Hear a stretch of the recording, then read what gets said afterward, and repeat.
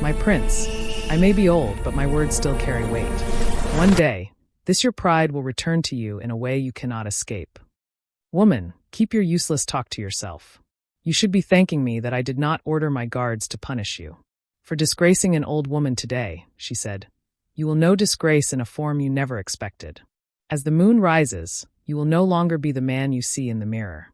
You will turn into a horse, wild and unwanted. Hey there, pour a cup of tea, get comfy, and let your heart listen. The story's about to start. Welcome to Tales Vibe, where laughter and lessons flow together. If you love a good story, don't forget to like this video. Subscribe for more tales every week. And please tell us where you're watching from in the comments. We'd love to know where our story family is tuning in from. Prince Uche of Aba was a young man who carried himself like someone the whole world must bow to. His father, Eze Maduka, had fallen ill months earlier, and until the king recovered, Uche was placed in charge of the community. Instead of seeing it as a chance to serve the people, he saw it as a chance to control them. From the start, Uche believed fear was more effective than kindness. Everywhere he went, his guards pushed people aside, shouting for them to clear the path. Traders in the market whispered about him, but kept their heads down whenever he passed. Children stopped playing and rushed indoors. Even grown men avoided his eyes. Uche enjoyed the reaction. He would lift his chin high and walk as if nobody else mattered. If someone greeted him without kneeling properly, he shouted at the person. If anyone complained about unfair treatment, he ordered the guards to silence them. Whenever visitors came to the palace dressed in simple clothes, he refused to meet them, saying their appearance was an insult to royalty. In Aba, people used to walk into the palace freely to lay complaints or ask for help. Under Uche, everything changed. No one could enter without permission. Those who did not dress the way he liked were chased out by the guards. He believed the palace should only welcome people he considered worthy, and in his mind, only those with money or status were worthy. What confused most people was that Uche had not always been like this. Before the king fell ill, Uche was a cheerful young man who played with the village children and helped elders carry baskets during festivals. But the moment responsibility touched his hands, pride also entered his heart. Some said power exposed who he truly was. Others said bitterness had grown in him because of how suddenly his life changed. But whatever the reason, the young man who once laughed freely now frowned at almost everyone. Uche rarely listened to advice. His mother tried to caution him, but he brushed her aside, saying she did not understand what it meant to rule.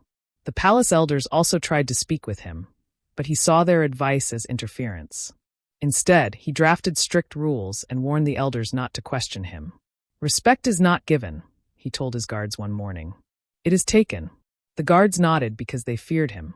They obeyed every order, even the ones that made no sense. Some of them pitied the people of Aba, but they were too afraid to speak. As the days passed, stories about Uche's pride spread to neighboring villages. Some people said he believed he was greater than the king himself. Others whispered that pride was preparing him for a downfall he could not see coming. But Uche did not notice any of this. He was too busy enjoying the power he held. In his mind, he was the strongest man in Aba, and nothing, not advice, not compassion, not even destiny, could challenge him. If only he knew how wrong he was. Word of Prince Uche's behavior spread through Aba so quickly that even visitors began to approach the palace with caution. People had learned to avoid crossing his path. But on the afternoon that changed everything, the person who crossed his path did not do so on purpose. Uche was returning from a meeting with the elders when his guards began shouting for people to move aside. Traders shifted their goods. Passers-by stepped away. Everyone knew it was better to create space than to risk Uche's anger. At the edge of the path stood Mama, an elderly woman known in Aba for selling spices. Her back was slightly bent, and her steps were slow. She carried a small tray of peppers and dried leaves. As the guards pushed people away, someone bumped into Mama, causing her to lose balance. She stumbled forward, and her hand brushed the prince's cloth. That single touch stopped Uche in his tracks. He spun around sharply. "Are you blind?" he shouted. "Do you know who I am?" Mama froze. "My prince, forgive me," she said softly. "It was a mistake." Uche looked at her tray on the ground and clicked his tongue in disgust. "Your dirty hands have touched my robe. You people have no respect. You walk around as if royalty should step aside for you." The old woman tried to pick up her scattered spices, but Uche kicked the tray out of her reach. Stand properly when a prince is passing, he barked. Some people watched from a distance, whispering among themselves. A few wanted to help her, but no one dared take a step. They had seen Uche's anger too many times. Mama lifted her eyes and looked directly at Uche, not with fear, but with a calmness that unsettled him. My prince, she said, I may be old, but my words still carry weight. One day, this your pride will return to you in a way you cannot escape. Uche scoffed loudly. Woman, keep your useless talk to yourself. You should be thanking me that I did not order my guards to punish you. But Mama did not bend her head. Instead, she spoke clearly so that every ear around could hear. For disgracing an old woman today, she said, you will know disgrace in a form you never expected. As the moon rises, you will no longer be the man you see in the mirror. You will turn into a horse, wild and unwanted. The crowd gasped. The guards exchanged nervous looks. Mama continued, and you will remain under this curse until the day you learn to love someone with a clean heart, and find someone who loves you back, both as a man and as a beast. For a second, Uche felt his chest tighten, but pride quickly covered the fear. You must be mad, he snapped. Leave my sight before I lose my patience. The old woman picked up her tray and walked away slowly. People whispered as she left, but Uche dismissed it all with a wave of his hand. He did not believe in curses. He did not believe old women had power. He believed only in himself, and that was the beginning of his downfall. Prince Uche returned to the palace that day feeling proud of himself. The guards kept talking about the old woman's boldness, but Uche waved them off. Forget her, he said. People like that talk too much. If curses worked, half of Aba would have turned into something else by now. The guards laughed because he expected them to laugh. But even they could not stop thinking about Mama's words. Something in her voice had sounded too sure, too final. Later that night, Uche dismissed his attendants and sat alone in his chamber. He removed his robe, still irritated that an old woman's hand had touched it. He inspected the cloth as if he could find dirt where she had brushed it. The memory annoyed him more than the touch. How dare that woman speak to me like that, he grumbled. He paced around the room, replaying the scene in his mind. That nonsense she said about turning into a horse. What kind of joke is that? But the more he tried to brush it aside, the more the words echoed in his head. As the moon rises, you will not remain the man you see in the mirror. Uche shook his head. Nonsense, he said aloud. Still, he walked to a mirror and stared at himself. He looked like the same Prince Uche, tall, strong, confident. Nothing had changed. He sat on the bed and tried to sleep, but sleep refused to come. His heart began to beat faster for no clear reason. He felt a strange heat spreading through his body. His fingers twitched. His legs felt heavy. He stood up and staggered slightly. What is this? He muttered. Then the pain came, sharp, unexpected, and overwhelming. Uche clutched his chest and gasped. His bones felt as if they were shifting inside him. A loud crack echoed through the room as his spine bent unnaturally. He screamed, but the sound that escaped him was not a human cry. It was a loud, frightened neigh. His skin darkened. His arms thickened and bent. His legs stretched, twisting into new shapes he could not control. His hands hardened, turning into hooves that hit the floor with heavy thuds. His face elongated, his jaw pushing out until he could no longer form words. Within moments, Prince Uche was gone. Standing in the middle of the room was a black horse, trembling and confused. Uche, or whatever part of him was still conscious, panicked. He moved around wildly, kicking furniture, knocking down stools, scattering papers. The room shook with every movement. He tried to call for help, but only another neigh came out. The guards heard the noise and rushed to the door, but none dared enter. They had strict orders never to open the prince's chamber at night. Inside, the horse ran in circles, trapped with no way to explain what had happened. Hours passed before the pain returned. His body twisted again, shrinking and reshaping. By dawn, Prince Uche lay on the floor, human once more, drenched in sweat and breathing heavily. He looked around at the destruction and understood, without anyone telling him, that Mom Kem's warning had come to pass. And for the first time in a long while, fear entered his heart. Prince Uche did not leave his chamber that morning. He stayed indoors, shaken by the night's experience. His guards whispered among themselves when they saw the broken furniture inside his room, but none dared ask questions. Uche simply ordered them never to mention what they saw. While fear quietly grew inside the palace, life in the rest of Aba continued as usual. In a small compound not too far from the main market lived Amara, a young woman known for her calm nature and clear singing voice. She lived with her mother, Mama Ngozi, who sold cooked food to support them both. Amara was helpful, respectful, and well-loved by many in Aba. People always said her voice had a way of softening the heart. Whenever she sang while helping her mother cook, neighbors would pause to listen. Some even joked that her voice could make a crying baby fall asleep instantly. Unlike many young women her age, Amara did not chase after flashy things. She preferred a simple life, looking after her mother and working hard. Mama Ngozi had been ill on and off for years, so Amara made sure chores were done and the house remained peaceful. But there was one person who always tried to disturb that peace, Ease.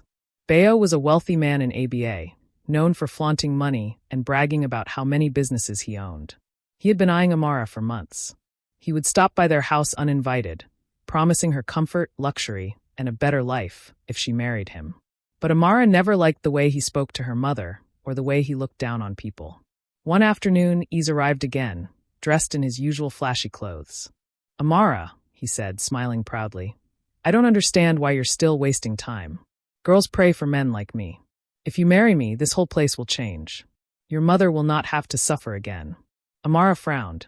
"Ease, I've told you many times, I am not interested." Ease laughed as if she had made a joke. "You are saying no because you don't understand the kind of opportunity in front of you. Your mother is sick often, and your life is hard. Let me make things better." Before Amara could reply, Mama Ngozi stepped outside and wiped her hands on her wrapper. "Ease, she has answered you," she said calmly. "Stop troubling my daughter. We are fine the way we are." Ease's smile disappeared. "Mama, you should be the one begging her to say yes. Do you want to remain in this kind of life forever?" Amara's eyes burned with anger. "Ease, leave now," she said firmly. "You insult my mother and expect me to marry you? Please go." Ease hissed and shook his head. "You will regret this," he muttered before walking away. Mama Ngozi sighed and touched Amara's arm. "Don't let his words bother you," she said. "Some people think money is everything." Amara nodded, but a small worry settled in her heart. Ease was not the type to accept rejection quietly. Meanwhile, far away in the palace, Prince Uche sat silently, still thinking about the curse that held him prisoner at night. Neither Amara nor Uche knew that their lives were about to cross in a way neither of them could ever expect. Ease did not forget the humiliation he felt after Amara and her mother sent him away. He replayed the moment in his mind over and over, growing angrier each time. He believed no one in Aba had the right to reject him, especially not a girl from a small household. In his pride, he blamed Mama Ngozi for misleading Amara and stood waiting for an opportunity to get back at her. That opportunity came quicker than anyone expected. 2 days after the confrontation, Prince Uche announced a new rule across Aba. Anyone who disrespected the palace or caused trouble in public would be immediately taken for questioning. The rule came from his growing fear and confusion after the curse began. He wanted full control over everything, thinking harshness would help hide the strange things happening at night. Ease heard about the rule and smiled to himself. He knew exactly how to use it. That afternoon, Mama Ngozi went to the market to buy ingredients for her food business. She greeted everyone politely and returned with her basket full of items. On her way home, she passed the palace road. Ease, who had been waiting nearby, quickly signaled one of the palace guards he often bribed. "There she is," Ease whispered. "She insulted me and disrespected the palace. Do your job." The guard stepped onto the road and stopped Mama Ngozi. "Woman, you are under arrest for speaking badly about the prince." Mama Ngozi was shocked. "Me? Speak badly about the prince? I have never said such a thing." The guard didn't listen. He grabbed her arm. "I don't need your explanation. You will answer your questions in the palace." Before she could protest further, he dragged her away. People passing by watched helplessly. No one dared confront a palace guard. In Aba, going against palace authority could lead to immediate punishment. By the time Amara returned home from running errands, she found the compound silent. She called out, "Mama," but there was no answer. A neighbor rushed over and explained what had happened. "Amara, I'm so sorry," the woman said. "They took your mother to the palace. The guard said she disrespected the prince." Amara's heart pounded. "My mother? Disrespect the prince? That's impossible." The neighbor lowered her voice. "Someone must have set her up. People say Bayo was seen talking to that guard not long before it happened." Amara felt anger rise inside her. She knew Ease was behind it. She also knew she could not waste time. She grabbed her wrapper and began walking towards the palace with determined steps. When she reached the gates, the guards blocked her. "I'm here for my mother," Amara said boldly. "She has done nothing wrong. I want to speak to the prince." The guards exchanged looks. Not many people spoke with such confidence. "You cannot enter," one guard said. "The prince does not see ordinary people." Amara swallowed, lifted her chin, and replied, "If you will not let me see him, then take my message to him. I am willing to exchange myself for my mother. Release her, and I will stay here in her place." The guards were shocked. No one had ever offered such a thing. Word of her request reached the palace quickly. Inside his chamber, Prince Uche listened quietly. The same young woman who had refused Isa's money was willing to give herself up to save her mother. When Prince Uche heard that a young woman wanted to exchange herself for her mother, he told the guards to bring her inside. He expected someone loud or desperate, but when Amara walked in, she carried herself with calm strength. Her eyes showed worry, yet she stood firmly, refusing to kneel or plead unnecessarily. Uche studied her through the half-closed curtains he always sat behind. "You're the one asking to stay in this palace in place of your mother?" he asked. "Yes, my prince," Amara replied. "My mother is gentle. She cannot remain in chains. Take me instead and release her." Uche found her boldness surprising. Most people trembled before him, but Amara looked straight in his direction, even though she could not see him clearly behind the curtain. After a short pause, he said, "Very well. Your mother will go home, but you will remain here. Once you enter this palace, you cannot leave without my permission." Amara nodded. "I accept." Mom Ngozi was released that same hour, confused and scared, while Amara was led to a small room inside the palace where visitors were kept temporarily.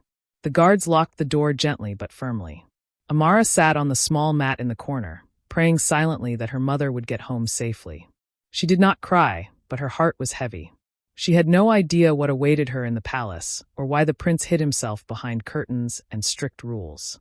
As evening came, the palace grew unusually quiet. The guards moved around with caution, whispering to each other. Amara noticed their strange behavior whenever the sky began to darken. When the final guard locked the courtyard gate for the night, he glanced at Amara with pity, as if he knew something she didn't. She tried to rest, but her mind refused. She sat awake, thinking about her mother, about Ise, and about the prince's cold voice. Then, sometime deep into the night, she heard it. A heavy thud. Then another. Then a loud, wild cry that sounded nothing like a human being. Amara froze, her breath caught in her throat. More restless movements followed, hooves hitting the ground, something large pacing back and forth, snorting sharply. The noises echoed through the courtyard like something fighting itself. Amara crept toward the small window in her room. The moonlight outside revealed the outline of a massive black horse moving around violently. It kicked at the walls, scraped the floor with its hooves, and jerked its head as though trying to break free from an invisible grip. Amara's fear rose immediately. She stepped back, her heart pounding. But then she noticed something strange. The way the horse struggled looked less like anger and more like pain. It wasn't attacking anything. It wasn't chasing anyone. It simply looked trapped. Almost without thinking, Amara whispered, "Calm down, please." The horse jerked toward her voice. Amara didn't know what pushed her, but she began singing softly, the same gentle tune she used to sing for Mama Ngozi on difficult nights. To her surprise, the horse stopped pacing. It moved slowly toward her window, its heavy breathing softening as it listened. Amara continued singing, her voice steady even though she was scared. After a while, the horse lowered its head and stood still. Amara kept singing until sleep finally pulled at her eyes. Before she drifted off, she glanced through the window again. The black horse was no longer restless. It stood quietly, almost peacefully, as if her voice had somehow reached it. Amara didn't know the truth. She didn't know that the beast calming under her song was the same prince who had imprisoned her. And Prince Uche, somewhere inside the body of that horse, heard her voice and felt peace for the first time since the curse began. By morning, Amara woke up unsure if everything she heard the previous night was real. She rushed to the small window again, but the courtyard was empty. No horse. No sounds. Only a few guards moving about quietly. She sat back and rubbed her arm. "Maybe I imagined it," she whispered. But deep inside, she knew she didn't imagine anything. The horse had been real, and it had listened to her. In another part of the palace, Prince Uche sat on his bed, staring at the broken stool in the corner. He had returned to human form just before dawn, exhausted but strangely calm. The only thing he remembered clearly from the night was a voice, a soft, steady voice singing to him. It was the only reason he hadn't completely lost control in his horse form. He knew the voice belonged to the new girl, Amara. For the first time since the curse began, Uche felt a small spark of relief. Later that morning, he summoned his chief guard, Obi. "Where is the girl?" Uche asked. "In the visitor's room, my prince," Obi replied. "Bring her to the main hall." Obi bowed and left. A few minutes later, Amara was guided to the large hall where Uche always sat behind a curtain. She walked in carefully, unsure why she had been called. "Amara," Uche said from behind the curtain, "step forward." She moved closer, but not too close. "How was your night?" he asked. Amara hesitated. "It was fine, my prince." He could tell she was holding back, but he didn't press further. Instead, he said, "The guards tell me you can sing." Amara blinked, surprised. "My mother says my voice helps her rest. I don't know if that counts." Uche leaned back, thinking of how her voice calmed the restless horse inside him. "I want you to sing for me," he said simply. Amara frowned. "For what purpose, my prince?" He almost said, "Because your voice keeps me sane at night," but he couldn't reveal the truth. Instead, he answered, "It helps me sleep." Please don't forget to like this video. Subscribe for more tales every week. Amara stood quietly for a moment. She remembered how the guards looked at her with pity the night before. She remembered the struggling horse. She felt something was happening in this palace that nobody was saying openly. Still, she nodded. "I can sing." Uche thought she would start immediately, but instead she added, "On one condition." He stiffened. "Condition?" "Yes, my prince," she said boldly. "The guards told me some palace workers have not eaten properly since yesterday because of fear of punishment. If you want me to sing, allow them to move freely and eat." Uche was shocked. Nobody bargained with him. Yet, for some strange reason, he didn't feel angry. He said quietly, "Obi." The guard stepped forward. "Yes, my prince?" "Tell the workers to eat. No punishments today." Obi bowed and left. Amara faced the curtain. "Now I will sing." She began with a soft tune, the same one she sang the previous night. Her voice filled the hall gently, rising and falling like it carried something soothing in it. Behind the curtain, Uche closed his eyes. For the first time in days, he felt peace again. He didn't understand it fully. He didn't know why her voice affected him so deeply. But he knew one thing. He needed her to keep singing. The days that followed were unusual for everyone in the palace.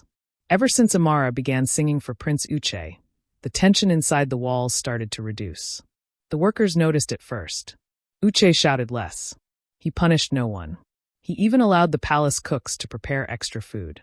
The guards whispered that something was changing, though none could explain why. Amara noticed it too.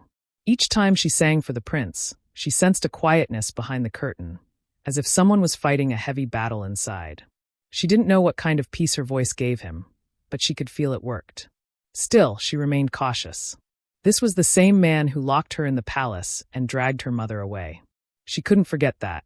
One evening, after she finished singing and was about to leave the hall, Uche's voice stopped her.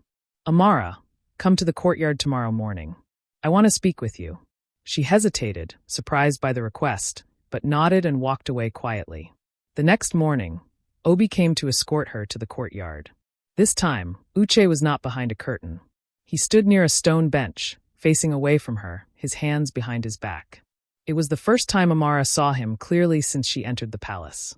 When he turned around, she was taken aback, not because he looked frightening, but because he looked tired. His eyes held something she hadn't seen before, a kind of heaviness.